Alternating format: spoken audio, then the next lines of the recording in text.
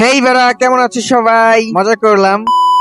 কি অবস্থা সবার? এনিমি সেন্সের চ্যানেলে তোমাদের সকলকেই জানাই স্বাগতম। তো আজকে আমরা নারুটো শিপুদেনের 10 নাম্বার এপিসোড সম্পর্কে জানবো। তো চলো বেশি বকবক না করে মূল ভিডিওতে চলে যাই। তো এপিসোডের শুরুতেই আমরা দেখতে পাই বাকির অনুরোধ করার কারণে গেনিচি আর অভিজু চলে আসে।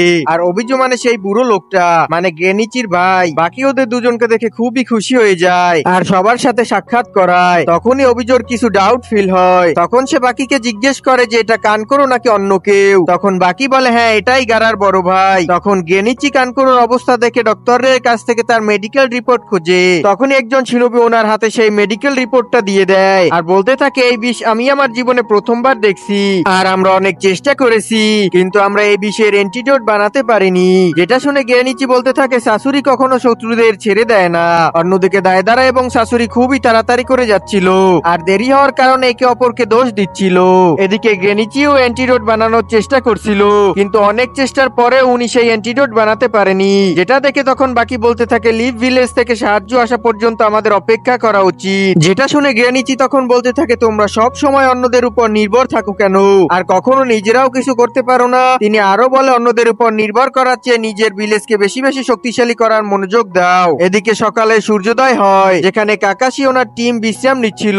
তখন কাকাশি আর সাকুরো উঠে পড়ে আর তখন সাকুরো বলে নারুটো কোথায়। যেটা শুনে কাকাশি সেন্সে নারুটোর উপর আঙ্গুল দেখি ইশারা দেয়, যে কিনা একটি গাছের উপর দাঁড়িয়ে ছিল আর ওকে দেখে এমনটা লাগতেছিল যে পুরো রাত ঘুমায়নি। আর এদিকে গেনিচি এখনো পর্যন্ত সেই বিষ সম্পর্কে কিছুই জানতে পারেনি। তখন তিনি বলতে থাকে যে একজন মেডিকেল নিনজাই আছে যে কিনা এই বিষের অ্যান্টিডোট বানাতে পারে আর সে হলো লিভ ভিলেজের লেডি সুনাডে। তখন বাকি বলে যে লেডি সুনাডে তো হোকাগে হয়ে গিয়েছে, তাহলে কিভাবে সাহায্য করতে আসবে?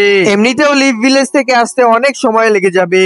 অন্যদিকে টিম কাকাশি স্যান ভিলেজের বর্ডারের সামনে এসে দাঁড়িয়ে পড়ে, যেখান থেকে তাদের সবাইকে তেমারি লিড করবে, কারণ তেমারি একজন হিডেন স্যান ভিলেজের নিনজা। আর এইদিকে শাশুড়ি আর দেইদারা নিজেদের গোপন আস্থানায় এসে পৌঁছায়, যেখানে দেইদারা নিজের হ্যান্ড সাইন ব্যবহার করে, যার ফলে সেখানকার বড় পাথরটা সরে গিয়ে একটা গুহার সৃষ্টি হয় আর তারা সেই গুহার ভিতরে প্রবেশ করে। আর তখনই আমাদের দেখানো হয় আকাতসুকি প্রতিষ্ঠানে বস মানে লিডারের হলোগ্রাফ। তখন দেইদারা গারাকে নিচে নামিয়ে দেয় আর ওদের বস খুবই স্পিডের সাথে হ্যান্ড সাইন বানাচ্ছিল, যার ফলে মাটি ভেদ করে একটি বড় মনস্টার বেরিয়ে আসে, যেটাকে দেখতে খুবই ভয়ঙ্কর লাগতেছিল।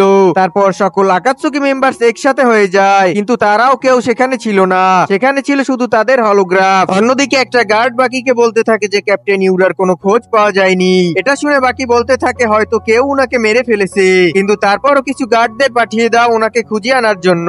তারপর আমরা সেই আকাতসুকিদের দেখতে পাই, তাদের মধ্যে একজন বলতে থাকে তোমরা 3 দিন 3 রাতের জন্য শারীরিক ভাবে প্রস্তুতি নাও। তারা আসলে গারার ভিতরের ওয়ানটেল বিস্ট গুলোকে আলাদা করবে। তারপর তারা সবাই প্রস্তুতি নেয় সিলিং জুৎসু 9টেল ফ্যান্ডম ড্রাগনের মাধ্যমে গারার ভেতরে থাকা ওয়ানটেলস কে একটা স্ট্যাচুর মধ্যে সিল করার জন্য। এদিকে আমরা মাইট গাইকে দেখতে পাই, যে কিনা নিজের মিশন কমপ্লিট করে ফিরে আসছিল, কিন্তু আবারও তাদেরকে নতুন মিশনে পাঠিয়ে দেওয়া হয়, সেটা হলো টিম কাকাশিকে সাহায্য করার জন্য। তখন ওরা সবাই নিজেদের নতুন মিশন কমপ্লিট করার জন্য নেমে পড়ে। অন্যদিকে টিম কাকাশি রেগিস্তানে এক তুফানের মধ্যে ফেসে গিয়েছিল, যেটা দেখে নারুটো খুবই রেগে যাচ্ছিল, কারণ তাকে অনেক তাড়াতাড়ি হিডেন স্যান ভিলেজে পৌঁছাতে হবে।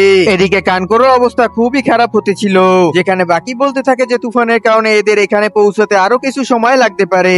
তখনই একটা গার্ড বলতে থাকে যে টিম কাকাশি ভিলেজে চলে এসেছে আর ওরা তাদেরকে তাড়াতাড়ি ইমার্জেন্সি রুমের দিকে নিয়ে যায়। কিন্তু তখনই গেনিচি কাকাশিকে দেখে তার উপরে হামলা করে দেয়, কারণ তিনি মনে করেছিলেন যে Kakashi the white fang of the leaf এর সদস্য। আর এরই সাথে এপিসোডের সমাপ্তি হয়ে যায়। তো গাইস, কেমন লাগলো আজকের এই এপিসোডটি? দেখা হবে পরবর্তী কোন এপিসোডে। ততক্ষণ সবাই সুস্থ থেকো, ভালো থেকো, টেক কেয়ার, আল্লাহ হাফেজ।